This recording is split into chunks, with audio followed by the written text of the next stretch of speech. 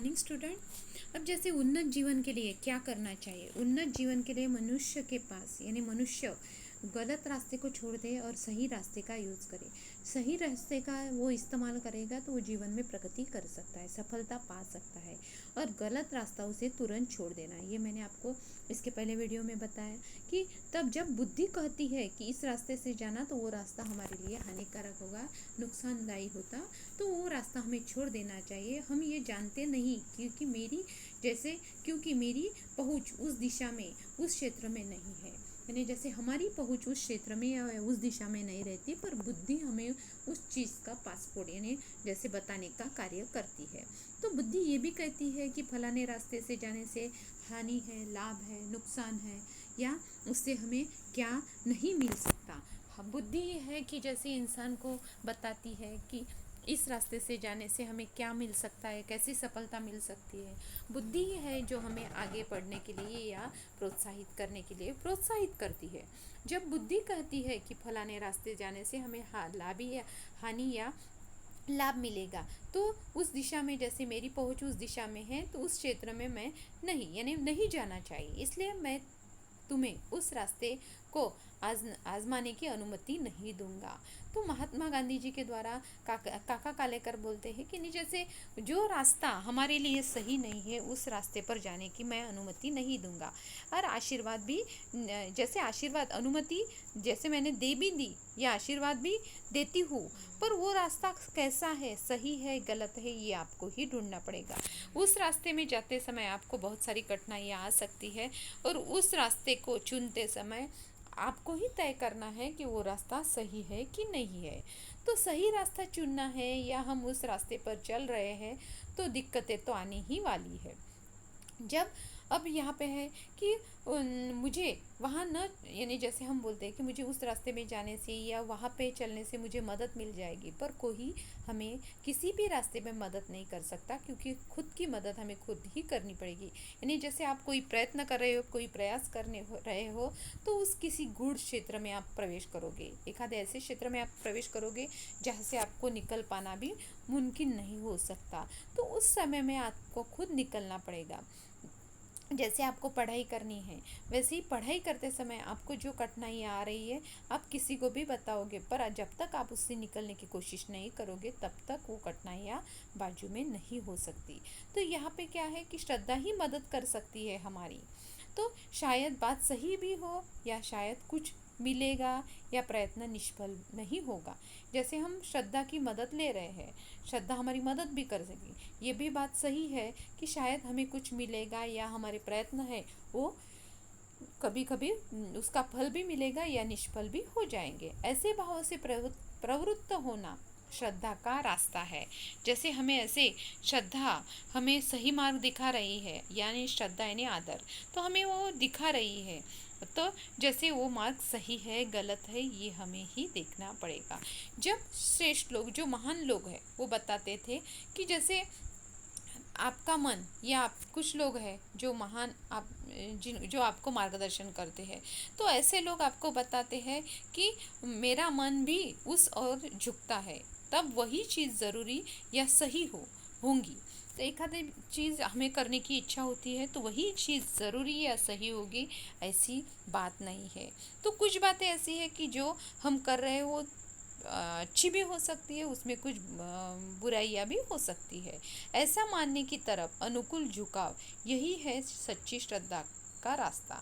ऐसी हम बातें कर रहे हैं, पर जिस तरह हमारा झुकाव रहेगा वही हमारी सच्ची श्रद्धा रहेगी।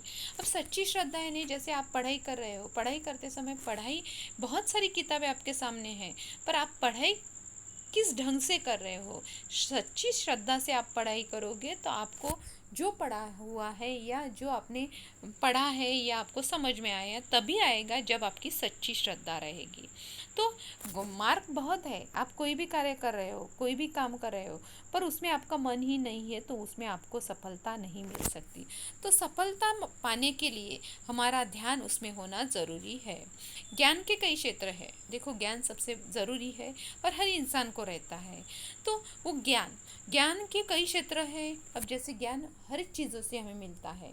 जैसे बचपन से लेकर जैसे हम बुढ़ापे तक कुछ ना कुछ सीखते ही जाते हैं, जिनमें श्रद्धा की मदद के बिना, यानी ज्ञान जैसे ज़रूरी है तो उसमें श्रद्धा की मदद के बिना यात्रा आरंभ ही नहीं हो सकते, यानी नहीं हो सकता। क्योंकि देखो, ज्ञान के लिए श्रद्धा भी मदद करती है, या मदद, दोनों की मदद से ही कोई कार्य होता है।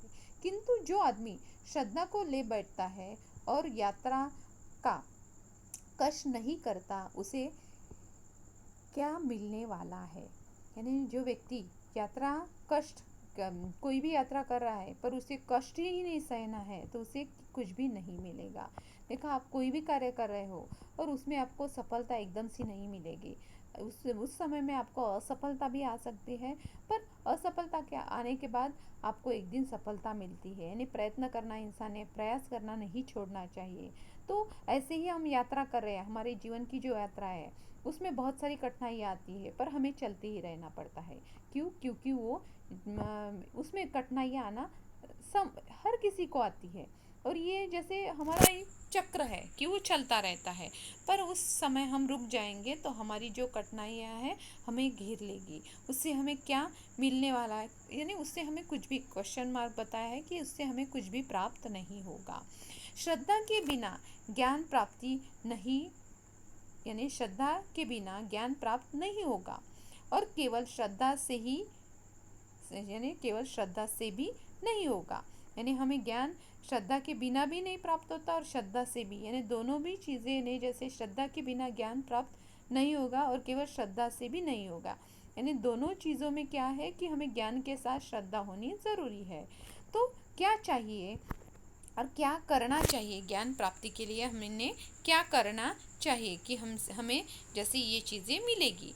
अब ज्ञान प्राप्ति के लिए जैसे यहाँ पे बहुत सारी चीज़ें बताई गई है कि श्रद्धा के, जैसे श्रद्धा के बिना ज्ञान प्राप्त नहीं होगा, या श्रद्धा से ही कुछ मिल सकता है। ज्ञान भी होना ज़रूरी है, और कोई भी कार्य श्रद्धा से करोगे तो ही उसमें सफलता।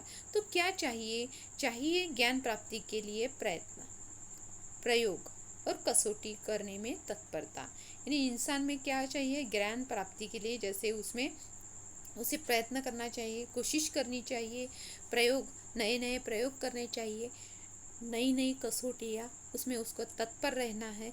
तत्परता से वो कार्य करेगा तो वो जीवन में सफल हो पाएगा।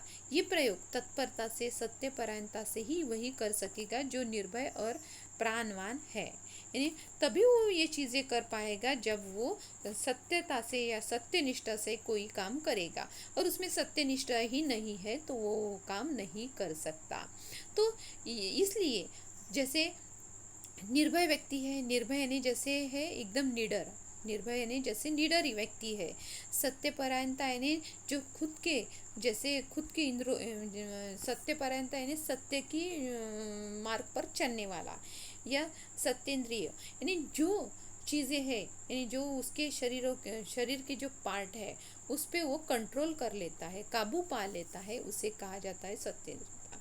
श्रद्धावान लभते ज्ञानम तत्परतः सत्येंद्रिय, यानी जो श्रद्धावान व्यक्ति ज्ञान के साथ अपने इंद्रियों पर विजय पा लेता है, अपने इंद्रियों पर विजय पा लेता है, वही सच्चा, यानी जैसे श्रद्धावान यानी इंसान माना जाता है कि जो श्रद्धा के साथ ज्ञान पर अपने इंद्रियों के साथ क्या पा लेता है, काबू पा लेता है, वही इंसान आगे बढ़ने के लिए तत्पर, आगे बढ़ता भी है। अब कहो, तर्क, बुद्धि, समझ, श्रद्धा, कल्पना, अभ्युपग, इनमें कोई विरोध है? यानी जैसे ये सब चीज़ें हैं, श्रद्धा है, कल्पना है, जैसे बुद्धि है, समझ है, ये इसमें कोई भी विरोध नहीं है। ये चीज़ें होना ज़रूरी है। यही चीज़ें रहेगी तो इंसान जीवन में प्रगति कर सकता है और सफलता पा सकता है। यही चीज़ें नहीं रहेगी तो उसमें सफलता नहीं मिलेगी। तो सफलता पाने के लिए ये चीज़ों का होना ज़रूरी है। यही चीज़ें इंसान को आगे बढ़ने के लिए और उसे सही मार्ग दिखाने के लिए